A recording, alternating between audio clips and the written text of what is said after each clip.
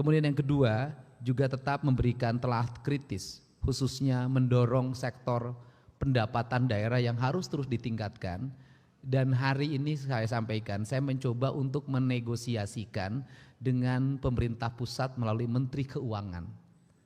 Ada dana bagi hasil yang belum bisa dibayarkan secara penuh, tetapi ada dana DAU, hutang pen yang dipotong. Saya mengusulkan, sudahlah, daripada kita harus menunggu dana bagi hasil full dibayar ke pemerintah Provinsi Jawa Barat, lebih baik dana DAU-nya nggak usah dipotong kepentingan pen, nanti tinggal dihitung di akhir tahun berapa yang harus dibayarkan ke provinsi dan berapa yang tidak mesti dipotong melalui dana DAU.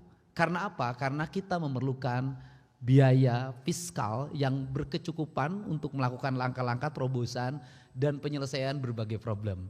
Saya tadi menerima berbagai keluhan tentang pengadaan tanah pada sekolah menengah atas dan sekolah menengah kejuruan. Kita tahu bahwa problem dari sekolah di Jawa Barat, selama ini kita abai menyiapkan sekolah baru, selama ini kita abai melakukan revitalisasi terhadap sekolah. Jumlah ruang kelas sangat terbatas, jumlah sekolah baru relatif tidak dibangun. Bahkan kalau lihat data statistik di tahun 2020 sama sekali kita tidak membangun sekolah atau nol. Nah, tentunya ini perlu langkah-langkah yang cerdas dan tepat. Dan salah satu problem dari pembangunan sekolah karena ini menjadi sorotan adalah harga tanah yang relatif mahal. Dan yang paling problem justru problem sekolah yang kurang itu terjadi di pusat-pusat kota, di kota Bandung, di Kabupaten Bandung, di Kabupaten Bogor, di Kota Bogor, di Kota Depok, di Kota Bekasi, di Kabupaten Bekasi dengan harga tanah yang sangat tinggi.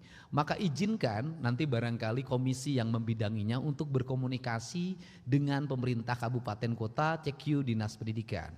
Strategi yang dilakukan menurut saya adalah pertama, mengakuisisi sekolah-sekolah swasta yang sudah tidak bisa bergerak secara regulasi dan fiskal, sehingga itu bisa diakuisisi kemudian dibeli oleh pemerintah daerah.